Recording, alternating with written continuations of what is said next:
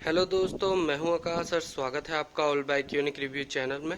आज मैं लाया हूं hero Honda Splendor plus 2004 model. आज हम जानेंगे आप hero Honda Splendor plus 2004 model आप अपने लोकल मार्केट में कितने में परचेज कर सकते हो, गाड़ी में क्या खर्च है, उस खर्च को कितने तक रिपेयर करवा सकते हो।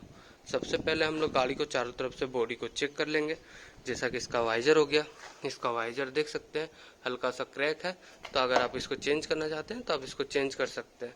इसका हेडलाइट सही है। मोड गार्ड इसका टूटा हुआ है, तो आपको इसको भी चेंज करना है तो आप कर सकते हैं। इसका सॉकर एक ये भी लीक है, तो अगर आपको इसका सॉकर बनवाना है तो आप बनवा सकते हैं। इसका टंकी सही है, बैटरी पैनल सही है, चेन कवर सही है, टेल पैनल सही है। बाकी सिर्फ स्टिकर का कलर डिस्कलर हो गया है, तो आप इसको आराम से चेंज करवा सकते हैं। मीटर केस इसका सही है, मीटर भी सही है। अब हम लोग गाड़ी को चालू करके देख लेंगे। इंजन का आवाज इसका एकदम सही है, स्मूथ है। गाड़ी में कोई स्मोक भी नहीं है। ये गाड़ी वेल मेंटेन कंडीशन में है। जो थोड़ा बहुत खर्च है इसके बॉडी में ही खर्च है। तो चलिए हम लोग इसके बॉडी पार्ट का रेट बता देते हैं। इसका मोड गार्ड आपको 180 रुपये में आ जाता है। इसका वाइजर आपको लमसम 220 रुपये में आ जाता है। इसका हेडलाइट देख रहे हैं ये टूटा हुआ है, तो इसका हेडलाइट आपको 350 में आ जाएगा।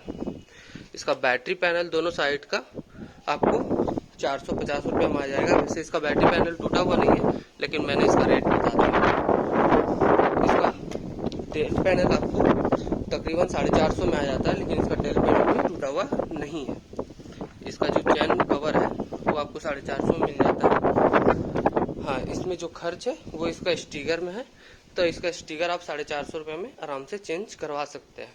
बाकी इस गाड़ी में visor, mudguard, visor, headlight में ही खर्च है और किसी चीज़ में कोई भी खर्च नहीं है इसके बॉडी पार्ट में। और स्टिकर चेंज करना है तो आप अपने मन से करवा सकते हैं। वैसे ये 2004 मॉडल है, तो मैं आपको ये बता दूं कि 2004 मॉडल है ये गाड़ी, तो इसका री रजिस्ट्रेशन करवाना पड़ेगा। इसका रजिस्ट्रेशन फेल हो चुका है, तो इसका जो री रजिस्ट्रेशन का खर्च जो पटना में बैठ रहा है वो 5500 रुपये से 6000 तक जाता है, जो कि आपको 5 साल के लिए रिन्यूअल हो जाएगा। आप इसको फिर आराम से कहीं भी चला सकते हैं। वैसे अगर इसका रजिस्ट्रेशन फेल है, अगर आप इसको लेना चाहते हैं तो आप इसको बस अपने लोकल एरिया में चलाने के लिए ले सकते हैं। अगर आप सिटी के तरफ जाते हैं अपने घर के, तो वहाँ पर हो सकता है कि इस गाड़ी का आपको सारा पेपर भी मांग सकते हैं, जो कि आपका रजिस्ट्रेशन फेल हो चुका है, तो प्रॉब्लम आपको हो जाएगी। हाँ, अगर आप इसको लोकल चलाना चाहते हैं तो आप इसको आराम से परचेज कर सकते हैं। इसको लोकल चलाने में कोई बुराई नहीं है, क्योंकि ये गाड़ी वेल मेंटेन कंडीशन में है।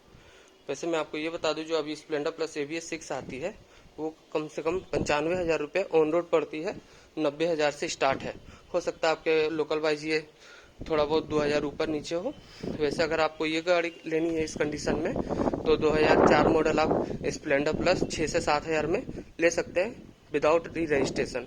अगर री रजिस्ट्रेशन के साथ लेना है और गाड़ी में कोई खर्च नहीं चाहिए, तो आपको अगर वो 12,000 या 13,000 में भी मिल रहा है तो आपको लेने में कोई बुराई नहीं है, क्योंकि स्प्लेंडर प्लस का रीसेल वैल्यू अच्छा है और इसका इंजन भी बहुत ही स्ट्रांग है और इसका माइलेज भी बहुत ही अच्छा है।